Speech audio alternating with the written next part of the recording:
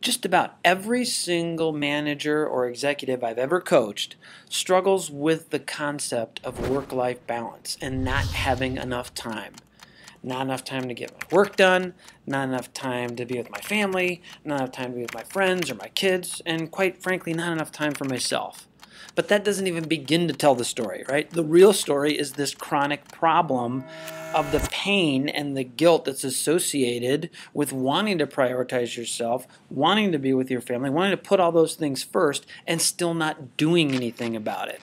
Day after day, week after week, months, years, even decades go by, and busy professionals alienate their significant others, their kids, they don't even know them, their friends. Who's got time for that, right? And they knowingly do this and still don't make any changes.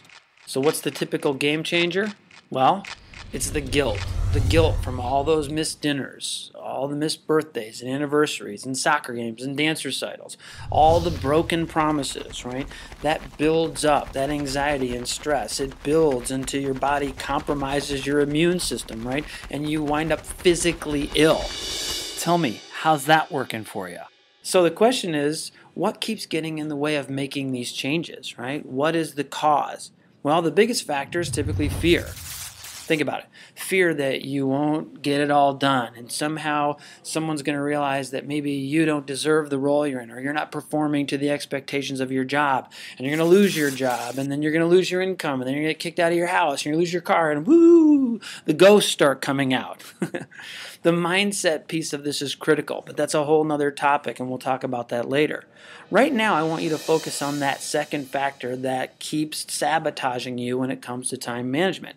And that's simply that people just haven't learned simple, effective techniques to be really efficient and productive with their time. Now, I know exactly what you're thinking, right? Learning time management strategies and skills is an oversimplified solution to this enormous problem that you face every day. But I can also assure you that applying some of these tiny quarter turns can have a massive impact on your life right now.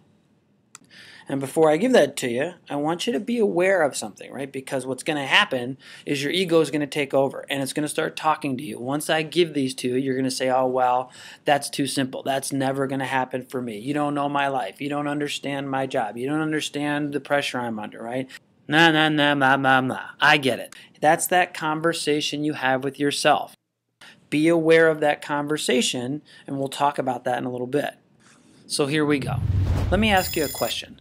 What is typically the first thing you do, either when you get up in the morning or when you get into the office? I already know the answer, right? You crack open that BlackBerry or that Crackberry, whatever you use, or you immediately get on your email and you start reading your emails. And I can tell you from a productivity standpoint, that's the absolute worst thing you can possibly do. My definition of email is a nice, neat filing cabinet for everybody else's problems and agendas.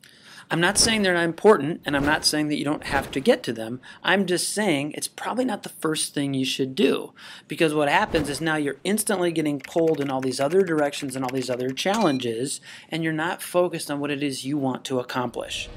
The new solution is this. Before you get into everyone else's situation, take a few minutes, 10, 15, 20, 30 minutes if possible, and sit down and write out exactly what your tasks are that you need to accomplish that day. Get very clear and very specific on your agenda. If there's a specific task you need to actually create some extra time for, schedule it. Put it in your calendar. Invite yourself to an appointment. Block out that time just like you would for any other appointment. And then finally, if you really want to, after you've scheduled that appointment, let people around you know, hey, between this time and this time, I've got this really important appointment. If you need me between then, leave a message. I'll get back to you when it's done. Really simple, right? Now, once you've done that, then go ahead and crack open your email, right? Get on your Crackberry and start firefighting. Here's the amazing thing. Your brain will instantly go to work and figure out how to deal with all these other situations during the gaps in between your own productivity time. Now stop for a moment, right?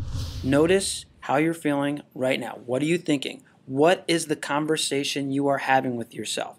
Is it telling you all the reasons why this won't work for you? Are you going to listen to it, or are you actually going to take control of your situation? Believe it or not, the choice is yours. By the way, there's a hidden bonus to implementing this tactic and regaining control of your time. It's called confidence. Let me ask you a question. Do you remember actually what it feels like to take control of your time? How powerful you feel at the end of the day? How fired up you are when you realize you've accomplished all those important tasks you have? It's astonishing. You speak with a new authority. You expect people to respect you and your time. You move faster. You think faster. Literally, the endorphins are rushing through your body and spinning around like crazy. Your confidence exudes out of your entire body, right? You radiate this energy. Everybody wants to be around you. Now, imagine taking that back into your life outside the workplace. Would that have an impact?